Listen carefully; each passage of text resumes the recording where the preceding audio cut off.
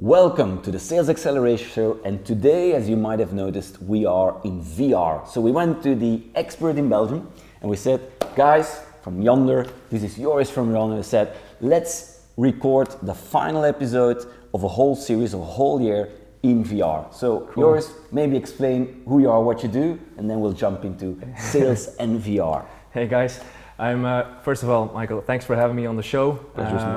So I work at YONDR. We're a virtual reality agency, and we apply virtual reality into sales enablement in brand activation. And I think that's actually the topic of today's session. Yeah, absolutely. One of the main questions I have is everybody knows VR, and everybody's thinking it's so cool, and we need to do that, and then you have that set. But the big question is, how can you leverage it in sales? How can you use it towards customers? And maybe you should explain how you sell, because I really like the idea. Well, the cool thing about selling VR is that you have cool things to show. So the first thing I do is, after a pleasant introduction round, I actually introduce people to my weaponry, being a Samsung Gear VR, and I put them on their noses. So they're actually immersed in a very cool story that takes them along the different opportunities that VR already has to offer. So you let them experience straight away, here, have this, while you talk. Yeah, because it's the experience that sells. So actually you're making the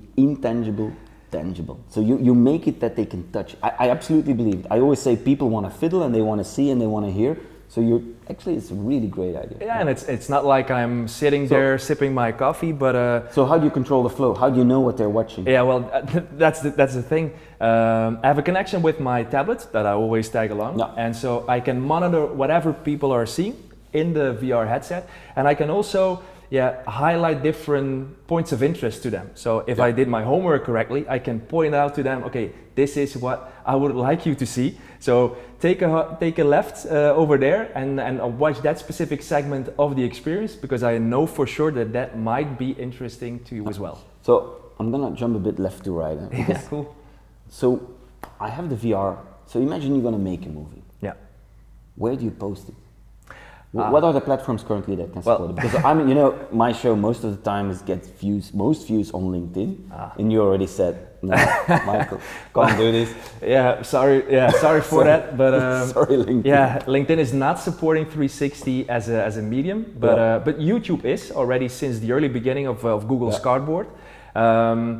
So Vimeo also launched VR or 360 formats, but the cool, actually one of the most interesting touch points is probably Facebook, whose algorithms will push your 360 content actually to the highest ranking possible in newsfeeds. So actually it's like a growth hacking tip. So you should make VR today. Yeah, definitely. So if I want to start, so tomorrow I'm going to say, I love this episode, I'm going to do more VR, what should I do? Me as a consumer, I'm not talking already as a company, but let's say I am a startup, scale up, I want to get my hands dirty, I want to feel. So what should I do? Well, go online, go to Amazon, go to Coolblue, and enter gear or 360 video gear, and you'll definitely get some interesting suggestions, like Samsung Gear 360 So what would be the budget for something like that? Let's say the camera.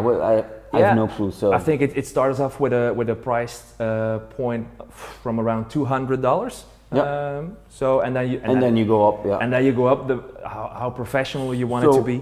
Why do I need an agency? If I can buy a camera for $200, I can imagine the editing is a tough one. Well, if it needs that bit more in terms of experience, I think it's worthwhile looking into an agency, because they have the computing power to really stitch everything that you're filming seamlessly into one holistic experience. Yeah. Consumer cams, they stitch automatically, but if you walk around your camera, if you have a lot of movement around your camera, you will definitely see that it's not that spot on. So from a pure hardware perspective, if I'm a sales guy and I want to show my product to let's say potential prospects, what should I bring? Like one of those? I don't need a big hardware gear, because I'm always afraid if you see the Oculus Rift, They have this massive computer, or you need to buy the PlayStation 4 Plus. I don't know what. Can you imagine going with the whole kit? It may sound a bit strange, but that's old school. We're doing this in VR.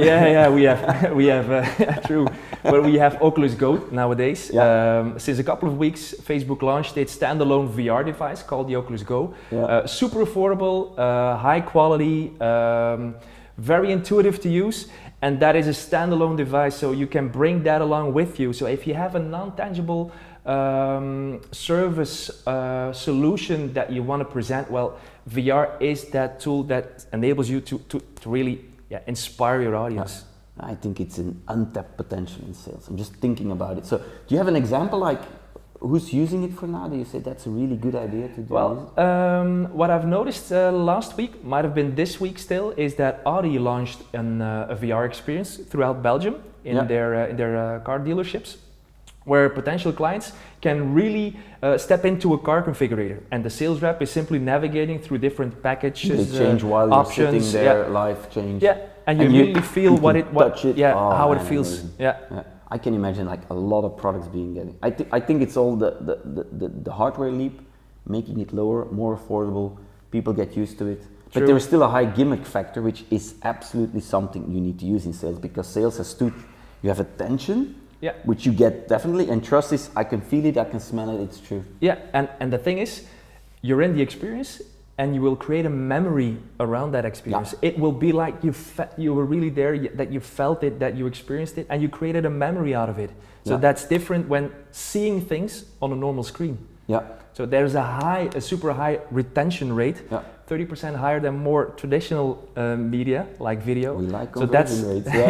So that's definitely something to take into account. To wrap it up, what would be your if you say I want to start with this, I really think this is something. What would be your advice? Well, first of all, think about your target audience. That's important. Where are they? On which touch points are they active? Is it Facebook? Is it YouTube? And then consider, okay, what is the story that I would like to bring? And do make sure that it's brought in a very holistic way, and that you can offer the viewing some added value as well. Yeah, of course. And not ping-ponging constantly from one angle to another angle, because that will people nauseous. I can definitely... Vertigo is a big thing. I played this thing where you have to walk on and you see the bottom. Man. That can be sense tickling, but I don't think it will close the deal for sure. So, I agree. And make sure that you highlight your USPs. That's quite important, and and somewhere offer a call to action in the experience as well, that you have something to log into in your sales pitch. Thanks, Joris. Thanks for giving us the opportunity to do this in VR. So we're gonna post all of this. If you've liked what you've heard, give it a thumbs up, and if you want to know more, subscribe to the channel. Thanks, Joris. Hey, Michael, thank you very much.